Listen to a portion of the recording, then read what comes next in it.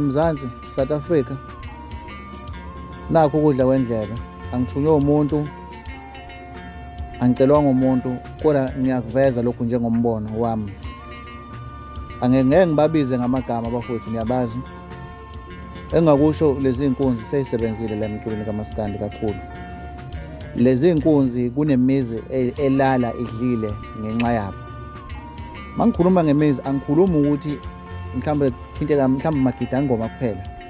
Ngikhuluma ngedepartment esebenza estudio, abathwebula amavidiyo, abathwebula izithombe, aba-edit music, abashaya ama-drums, yonke imember esuke isebenzisana nabo isuke ibheke iholo noma iyageyina ngalokho. So wathi ngela ngumgqomeni ungabulala umuntu osebenzayo noma ungathuka umuntu osebenzayo uzodlani kusasa. Lezi insizwa ezithu seyisebenzile eSouth Africa, futhi lokho singakuveza singananazi singophahla zengane channel ukuthi mningi imizi elala ejabulile, elala ifudumele ngamandla abo noma ngamagama abo. Okumele futhi ngikuveze ukuthi ngeke ubezwe kodwa futhi bekhuluma ngaleyo nto noma sebefuna ukubuka ngaleyo nto ukuthi hey nilala ngidlile ngami, hey kwasha kwagcina. Cha, ba-understand ukuthi bayasebenza basebhizinisini. Okunye futhi kumele si-understand noma sikwazi, ngisho bengawuyeka namhlanje umculo labantu abawu-2 noma lezi inkunzi eziwu-2 isangakwazi ukuphila zize igubhe ziba amakhehla zingakaze ihlupheke. Seyisebenze kakhulu ongangokuthi ingoma zawo njengoba ziko Spotify, ziko Apple Music, ziko YouTube, still namanje sa-generate imali. Lezi ey'ndala ngikhuluma ngalezi ezintsha banamagalela amakhulu ngokwehlukahlukana kwabo, ngeke vele azafane ngoba ney'phiwo zabantu ayifani ngqo uma befika emhlabeni. So ngikusho lokho ngani na,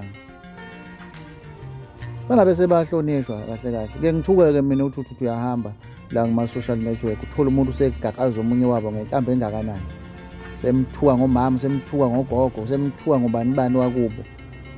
Uthi umbuzokazi ungathanda yini wena kuwumuntu wakini osethukwa nje thukela into engekho?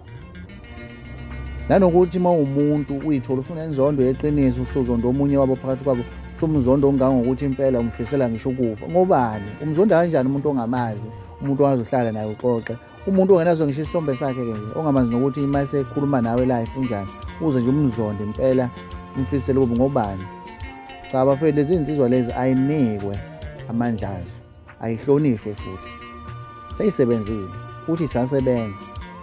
Ngicabanga ukuthi futhi esezihlalele kakhulu la emculweni manje ukujabulisa isizwe, ukujabulisa abalandeli, ukujabulisa abathandi bomculo. Hayi ngoba isebenza ngoba isahluphekile. Njengoba ubona nje ukuthi lethule omunye wabo ngeze uphesheya kusasa. Yabo, uyabona ukuthi lapho labantu banemali manje, labantu baphumelele kahle kahle manje. Ubuke imoto abanazo, ubuke imizi abanayo. Mingaki imindeni elala ijabulile ngenxa yabo. Ama-brand amakhulu noma ngithi bazi inkampani kwabona qobo manje ezinkulu. Kumele bahlonishwe la eSouth Africa, banikwe izinga labo, banikwe imiqhele yabo, banikwe ukuhlonishwa. Uyabo? Ilokho bafethu bengithi angikuveza ngalezi inkunzi ukuthi mina ngokwami yini engiyibukayo kubona. Mina ke isikhathi esiningi mangabe ngibuka into kumuntu, angibuki indaba yezinto ezimbi mina akadume ngazi noma azenzayo. Ngiyibuka lokho okuhle ngoba abantu into enhle bayayiziba abantu into enhle, kodwa umuntu makenza into embi eyodwa sebeyonaka yona-ke beninamathele kuyona. Kodwa lesikhathi enza okuhle abaphumeli obala bamncome, bamvume ukuthi hayi abantu bani siyamvuma.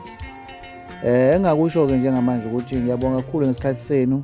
Onendlebe lento engiyishoyo uzoyizwa futhi uzoyi-understand, noma uyi-understandanga namhlanje kodwa ngelinye ilanga uyosho ukuthi yazi washo umpahla zengane ukuthi labantu laba igalelo labo lingakanani la eSouth Africa. Angibonge kakhulu, ngiyabonga.